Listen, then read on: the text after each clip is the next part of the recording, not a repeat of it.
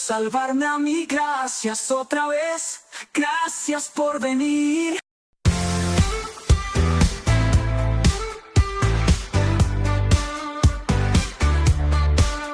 Tu presencia que recorra hoy mi ser, y tu Santo Espíritu me llene otra vez.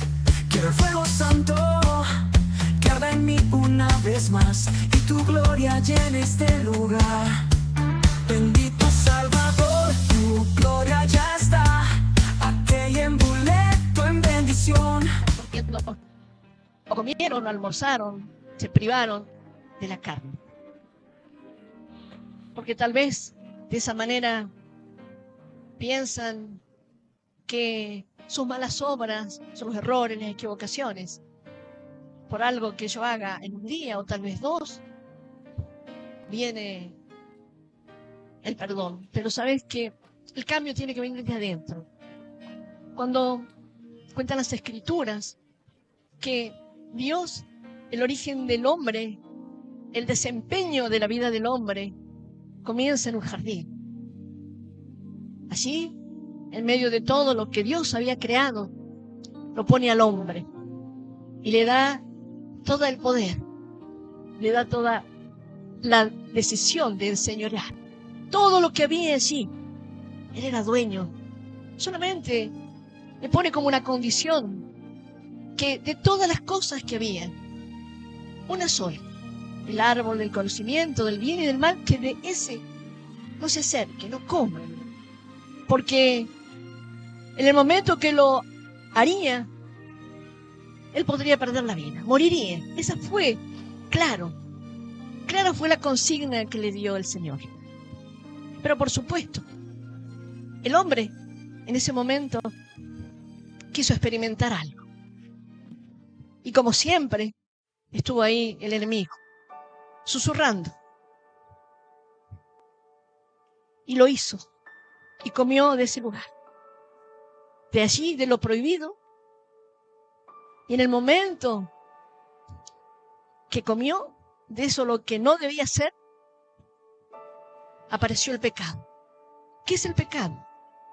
Estaba una separación espiritual, es una muerte espiritual. Adán no murió físicamente, pero sí en el espíritu. Se cortó la relación, la comunión que tenía con el Señor. Y en realidad, hoy muchos viven de esa manera. Hoy muchos caminan muertos. Y muertos significa incapaz de hacer algo. Una persona que está muerta, ya está, su vida terminó. Y ya, como diríamos, no tiene chance para nada.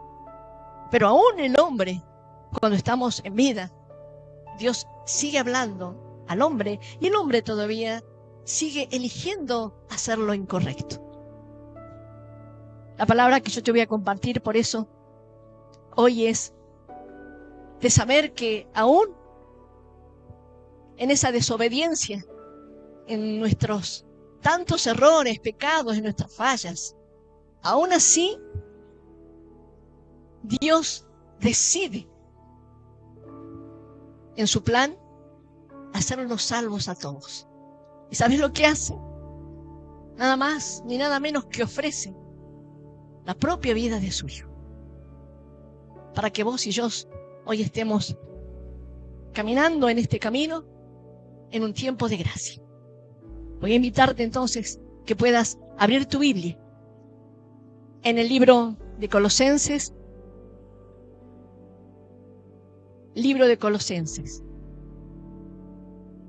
capítulo 2, vamos a leer del versículo 13 al 15.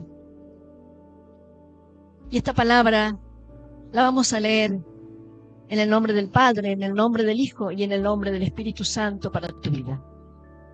Y dice así: y a vosotros, estando muertos en pecados y en la incircuncisión de vuestra carne, os dio vida juntamente con Él, perdonándonos todos los pecados, anulando el acta de los decretos que había contra nosotros, que no era contraria, quitándola de en medio y clavándola en la cruz.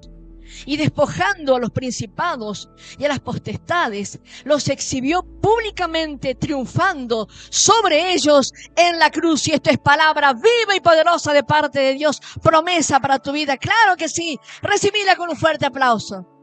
Qué bueno que es Dios. En todo tiempo es bueno el Señor. En todo tiempo pensando con un padre. Así somos los padres. Siempre estamos tratando de proteger a los hijos. Y aun cuando quizás el hijo no ha hecho lo correcto, ha desobedecido, uno dice, bueno, un poco más, a ver si cambia, a ver si entra en razón, a ver si se da cuenta que su vida la está arruinando. Pablo le quería decir en ese tiempo al pueblo de Colosa, justamente, que mientras uno está sin Cristo, mientras uno no conoce la palabra, está en pecado. Solamente la vida es transformada del hombre a través de la palabra y el conocimiento del Señor Jesús.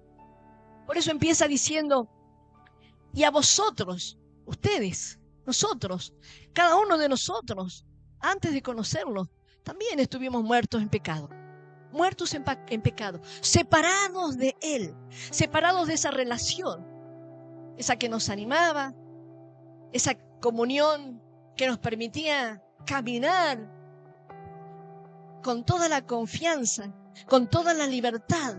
Todo eso la perdió.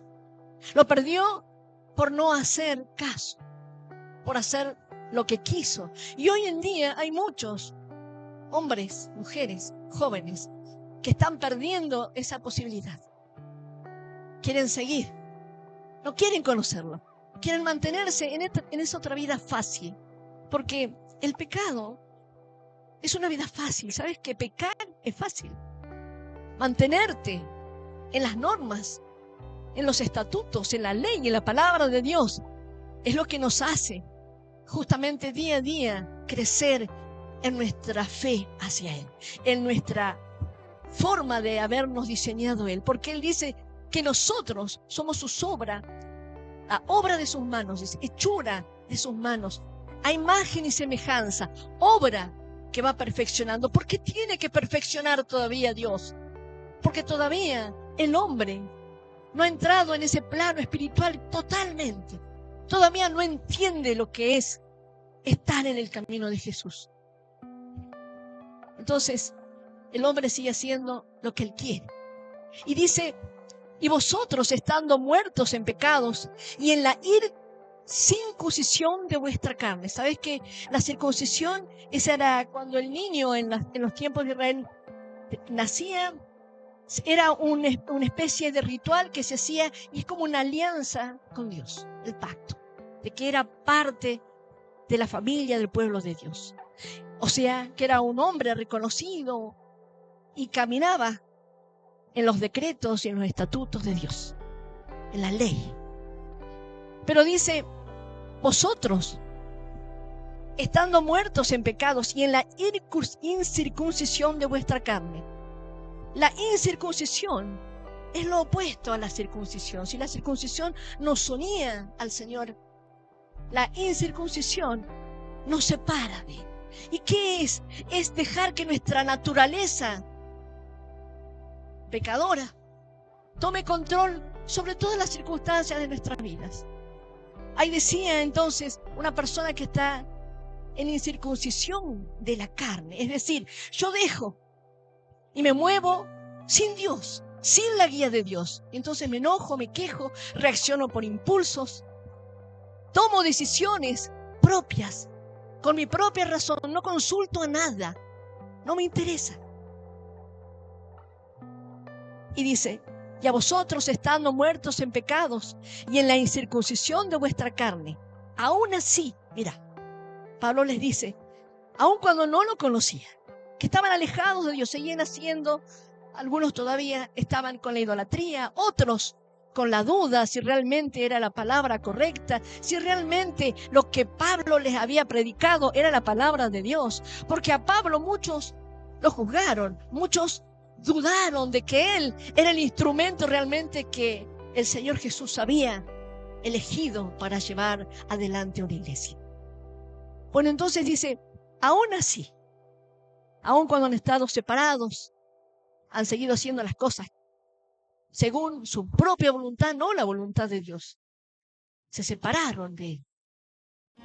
Dice que el Señor os dio vida juntamente con Él.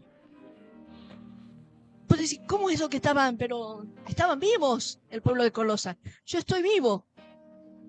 Claro, aparentemente. Físicamente podemos estar muchos vivos. Caminamos, nos movemos, hablamos, sentimos. Pero ¿qué hay adentro? ¿Qué hay en ese corazón? ¿Qué hay en la alianza? ¿Qué hay en la comunión con Dios?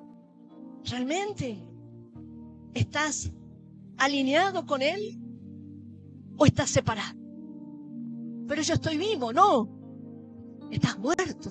Muchas veces hemos estado muertos. Hemos sido incapaces de llegar al Señor. Porque no hemos envanecido nosotros. No hemos vanagloriarnos nosotros mismos con nuestras capacidades, nuestras cualidades. Y lo dejamos de lado. Pero aún en su infinito amor dice que el Señor nos dio una vida juntamente con Él. ¿Qué significa? Porque así, cuando Él muere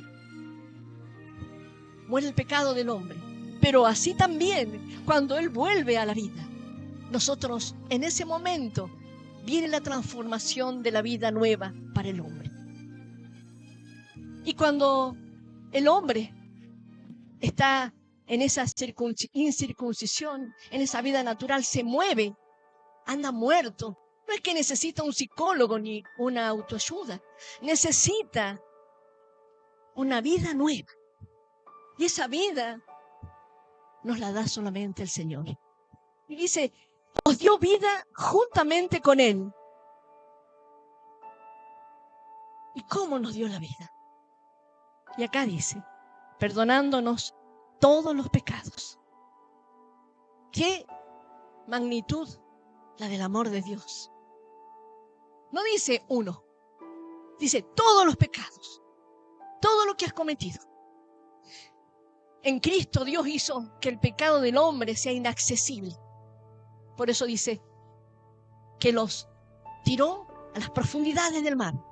En Cristo Dios hizo que el pecado sea, nadie se pueda acordar de él, sea olvidado. Por eso dijo, y yo no me acordaré de tus pecados. Y el perdón, ese acto de compasión, ese acto de decisión, Él nos perdonó. Pero nosotros muchas veces no somos capaces, estamos muertos también para el perdón. Por eso dice que hay incircuncisión en la carne, porque todavía queda vestigios de una vieja vida, siempre. Por eso es la necesidad de Dios en su promesa de que nos va a perfeccionar. El que diga que yo no tengo ninguna culpa, yo no tengo ningún pecado, no tengo ningún error, miente. Y Pablo seguía dándoles la palabra, dice, estaban muertos en pecados, estaban separados de Él, estaban haciendo lo que querían. Se seguían enojando, decidían su vida sin Dios, actuaban por impulso. El hombre que está así actúa en su vida natural. Se enoja, le dicen algo y enseguida explota. Pero dice que Él nos dio una vida nueva a través del perdón. Pero a través de ¿qué más? ¿Qué más hizo? Y acá dice,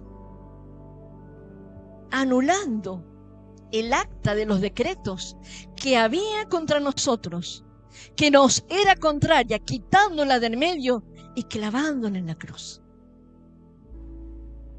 Anulando, cancelando. El acta, generalmente cuando uno va a comprar algo, te hacen firmar por las dudas. Si te olvidas de pagar, tienen cómo cobrarte la deuda. Un pagaré es un acta de acuerdo.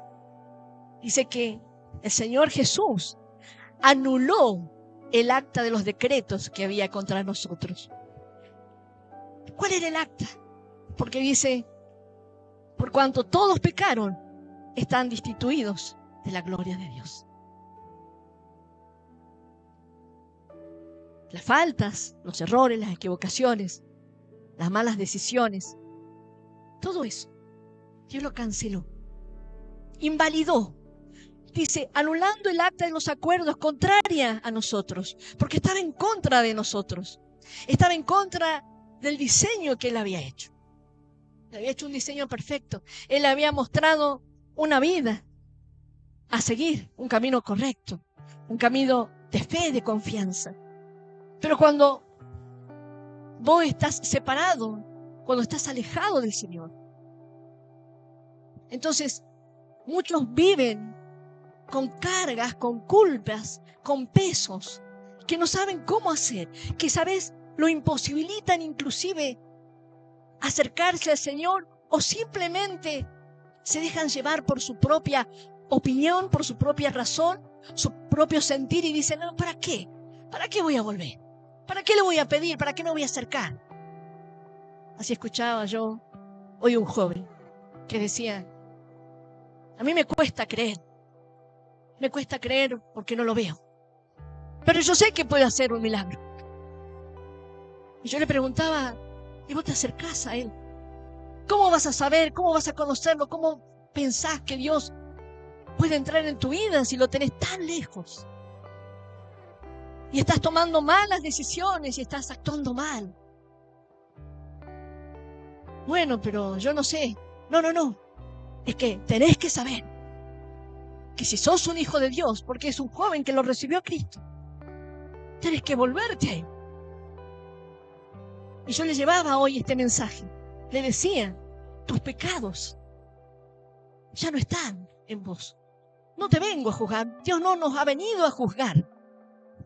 Mandó a su hijo justamente, a su único hijo, dice. Dice tanto, de tal manera Dios amó al mundo, de tal manera, que envió a su único hijo, el que tenía, para que todos sean salvos, para que todos lleguen a encontrar la vida eterna. Y entonces, este joven decía, pero es que a mí me cuesta. ¿Qué es lo que te cuesta? Te va a seguir costando en la medida que vos sigas pensando y no te dejes guiar por Dios. Sabes que uno debe aprender a que Dios lo guíe. Y no decirle al Señor, no, hasta acá nomás. Yo quiero hacerlo, pero a mi manera. No, si Dios dice, esta manera de la que estás haciendo, la relación que estás teniendo con tu esposa, tenés que cambiar tu forma de ser.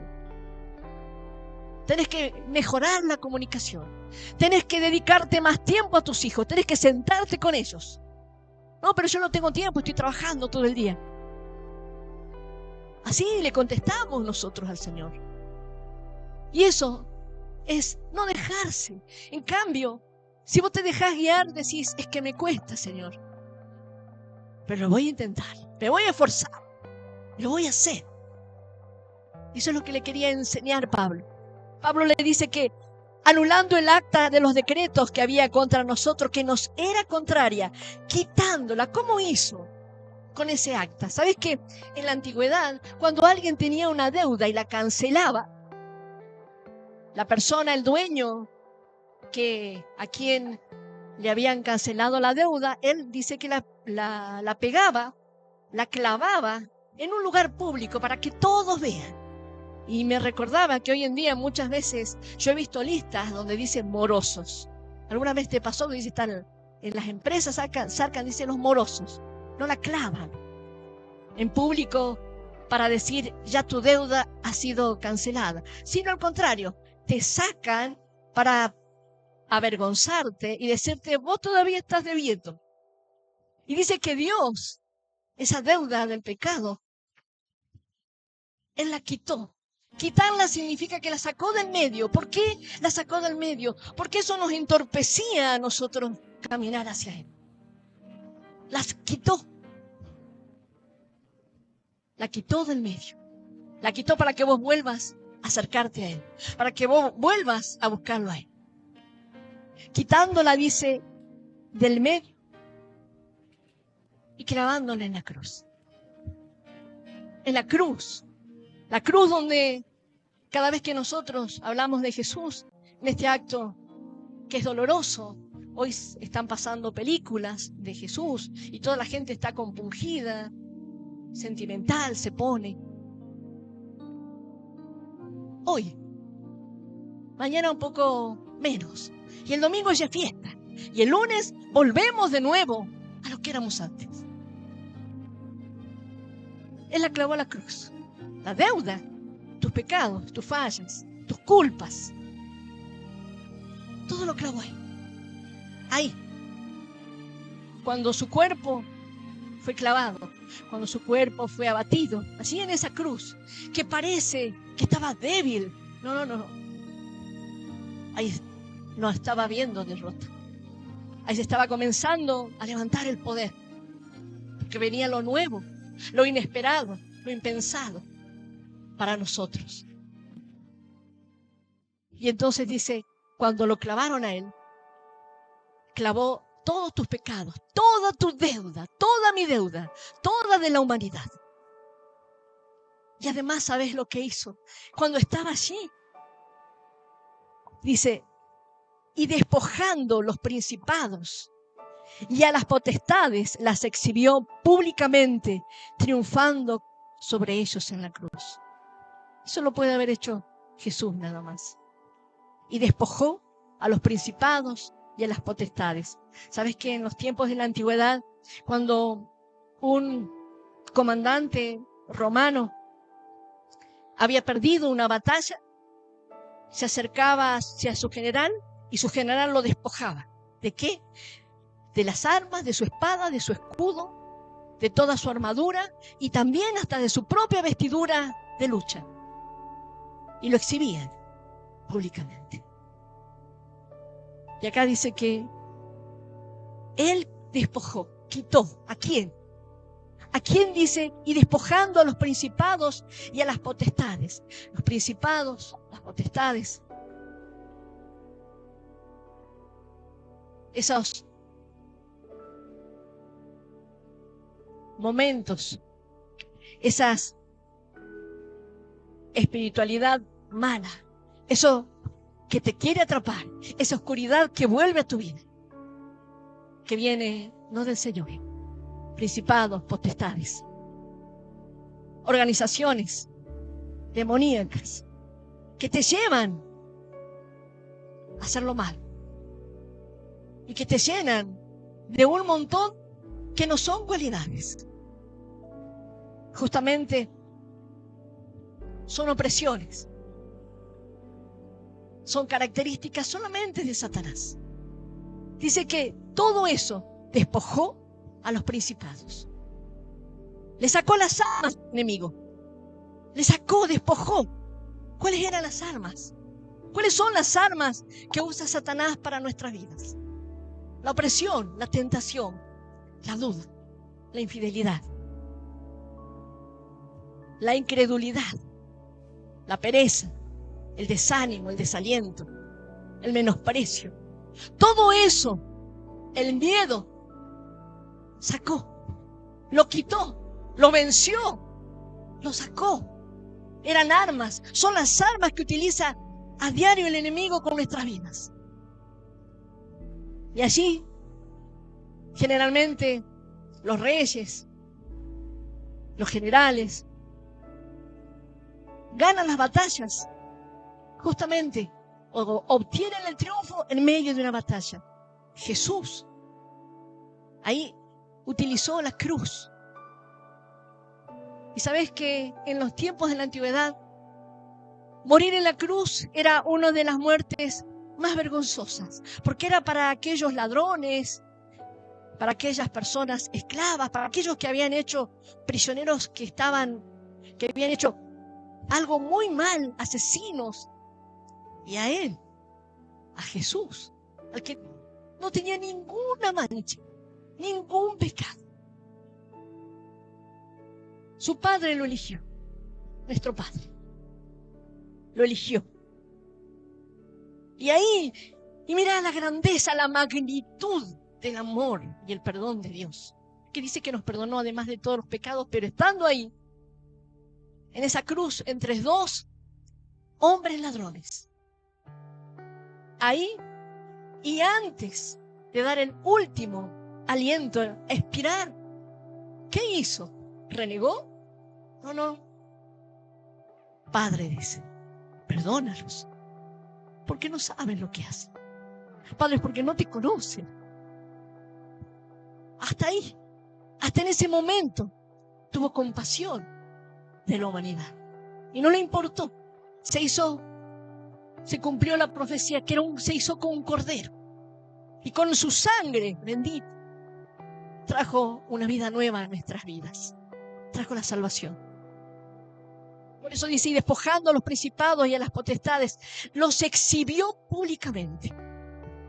Así como eran despojados los generales, también dice que cuando un general ganaba una batalla, dice que él comenzaba a pasar ante el gobernador en un carro, y detrás de él los llevaba a todos los esclavos, a todos los reyes que habían sido derrotados, y los pasaba entre toda la ciudad, y la ciudad sabía entonces que eso ya no era una amenaza.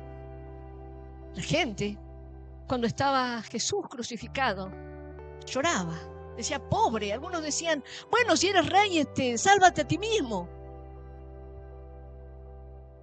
Y él estaba allí. Allí. La cruz no fue una derrota. La cruz fue la victoria.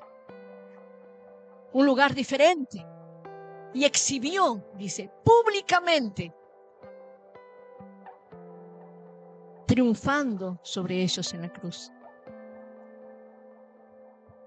Y exhibió y lo avergonzó. Le mostró a Satanás que el amor y el poder de él hay sin igual. Y ahí fue vencido. Y ahí nos otorga una vida de gracia, una vida de salvación, una vida que hoy todavía muchos no la quieren aceptar, porque siguen queriendo vivir a su manera. Yo te invito a que te pongas de pie.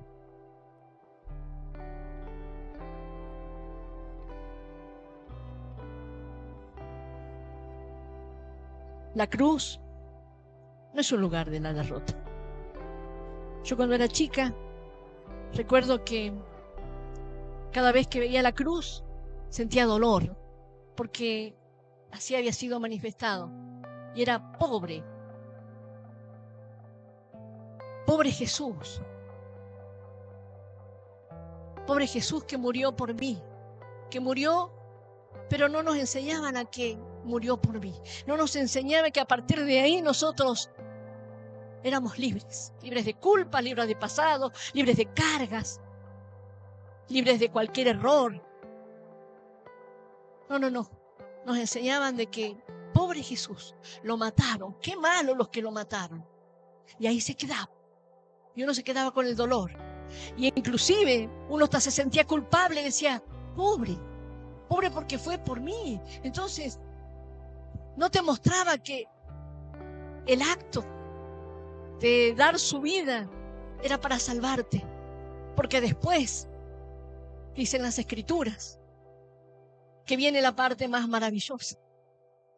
Él había prometido que él podía construir ese templo si lo destruían en 3 días. Y la gente pensaba, pero esto llevó tiempo, ¿cómo en 3 días lo va a construir? Es que no estaba hablando del templo físico, estaba hablando de su templo, estaba hablando justamente de una vida nueva.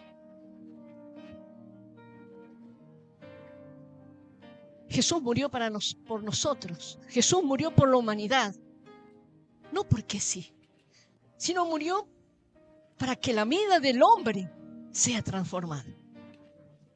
Hoy la invitación es que vuelvas, es que creas, es que te mantengas, es que cuando veas la cruz no veas derrota, veas la victoria, veas una vida inmerecida, veas misericordia, veas perdón, y podamos imitar y podamos seguir.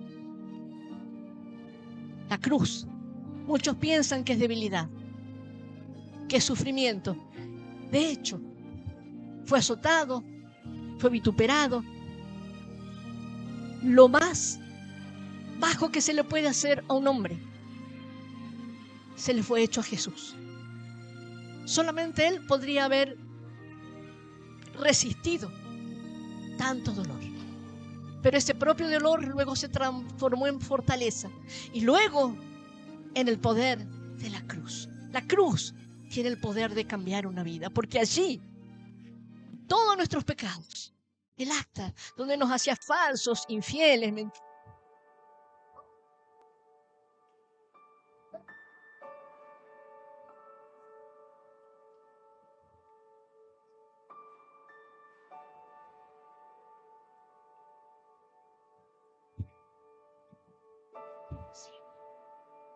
a Satanás. Hoy ya no tenés que tener miedo. Hoy tenés que cuidar la vida que te ha dado. Por eso, esa salvación hay que cuidarla. Porque si vos querés seguir haciendo las cosas en desobediencia, la vamos a poder perder. ¿Y a vos te parece que semejante acto, semejante triunfo, el más grande de la humanidad, merece que nosotros nos queramos apartar de este camino? Supongo que tu respuesta será que no. Por eso en esta noche yo te voy a invitar una vez más a que puedas abrirle las puertas de tu vida al Señor Jesús. Que lo invites a entrar. Que no te atormente la culpa, ni tu pasado, ni tus errores. Que no cargues más. Tal vez venías cargando, yo no lo sé con qué. Pero hoy es el momento que vos lo tengas que dejar. Pero que se lo dejes a Él, porque Él dijo, mi carga es ligera. Entonces, ustedes pueden darme la suya. Hoy es el tiempo. No es el tiempo de peregrinar. No es el tiempo de prometerle por un día. No es el tiempo de ayunar y no comer.